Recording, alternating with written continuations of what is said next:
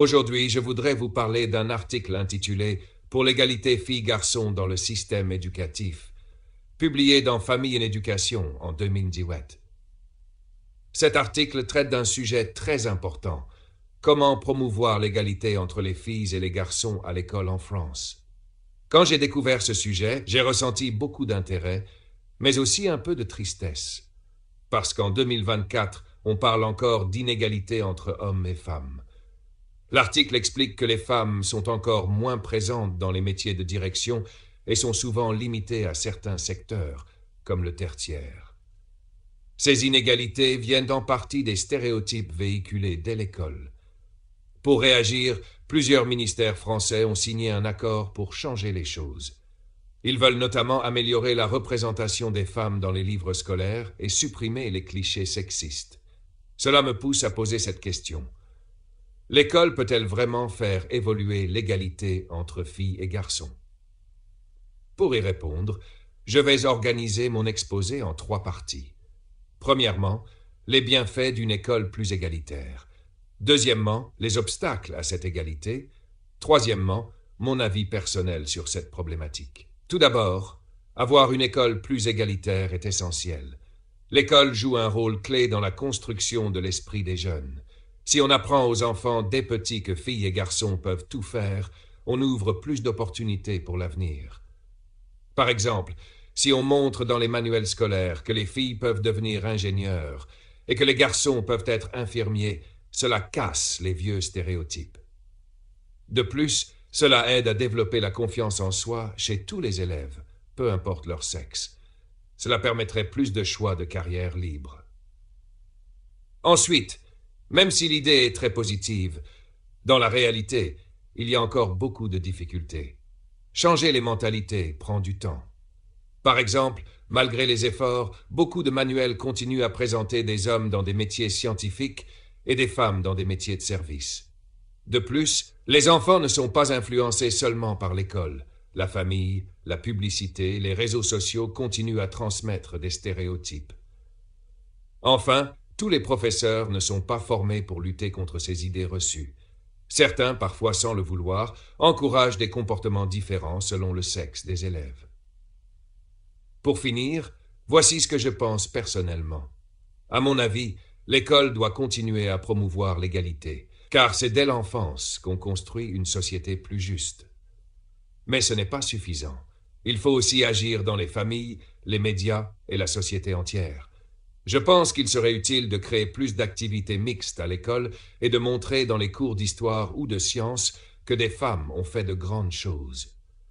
Il ne s'agit pas de rendre filles et garçons identiques, mais de leur offrir les mêmes chances et le même respect.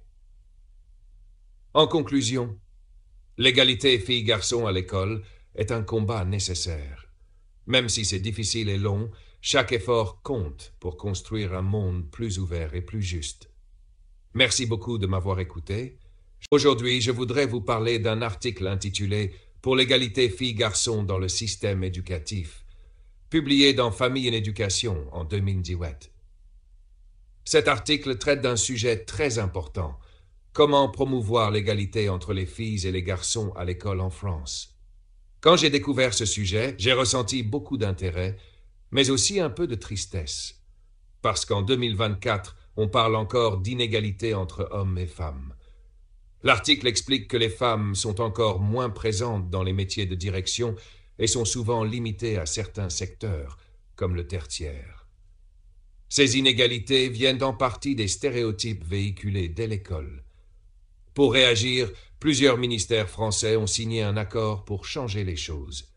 Ils veulent notamment améliorer la représentation des femmes dans les livres scolaires et supprimer les clichés sexistes. Cela me pousse à poser cette question. L'école peut-elle vraiment faire évoluer l'égalité entre filles et garçons? Pour y répondre, je vais organiser mon exposé en 3 parties. Premièrement, les bienfaits d'une école plus égalitaire. Deuxièmement, les obstacles à cette égalité. Troisièmement, mon avis personnel sur cette problématique. Tout d'abord, avoir une école plus égalitaire est essentiel. L'école joue un rôle clé dans la construction de l'esprit des jeunes. Si on apprend aux enfants dès petits que filles et garçons peuvent tout faire, on ouvre plus d'opportunités pour l'avenir. Par exemple, si on montre dans les manuels scolaires que les filles peuvent devenir ingénieurs et que les garçons peuvent être infirmiers, cela casse les vieux stéréotypes. De plus, cela aide à développer la confiance en soi chez tous les élèves, peu importe leur sexe. Cela permettrait plus de choix de carrière libre.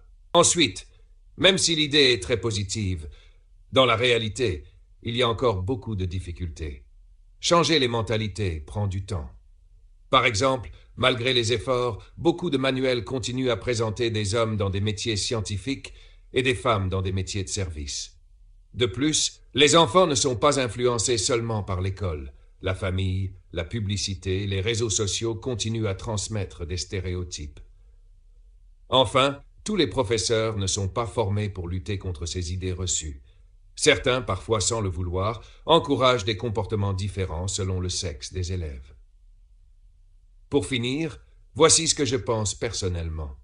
À mon avis, l'école doit continuer à promouvoir l'égalité, car c'est dès l'enfance qu'on construit une société plus juste. Mais ce n'est pas suffisant. Il faut aussi agir dans les familles, les médias et la société entière. Je pense qu'il serait utile de créer plus d'activités mixtes à l'école et de montrer dans les cours d'histoire ou de sciences que des femmes ont fait de grandes choses.